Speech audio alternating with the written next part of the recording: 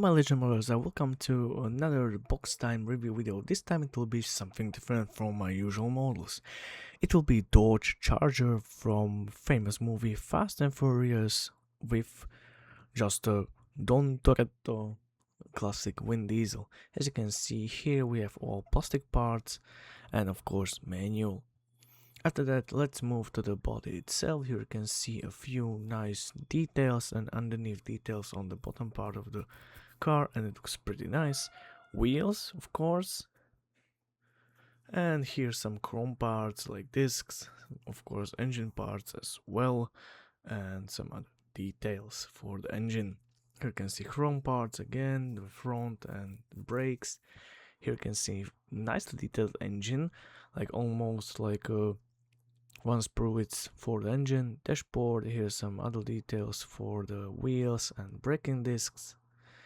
Other things on the bottom, seats with a nice seat texture, back section of the seats, steering wheel, and of course pedals, which looks really nice. Hood, back, and of course nitro's bottle, and here we have also the pipes for the engine and some other details as well.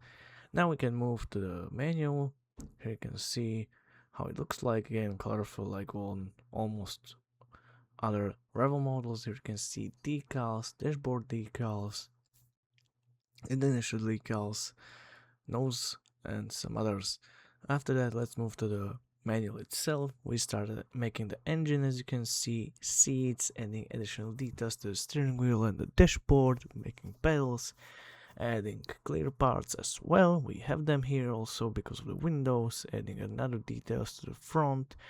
Don't forget the back parts and underneath details, adding wheels, some additional small details to the engine as well, like a few pipes here and there and some boxes, adding a few chrome parts, handles, fuel tanks, and here we are almost at the end, adding the hood on the top where you can add the decals, and that's it. Thank you for watching and see you next time.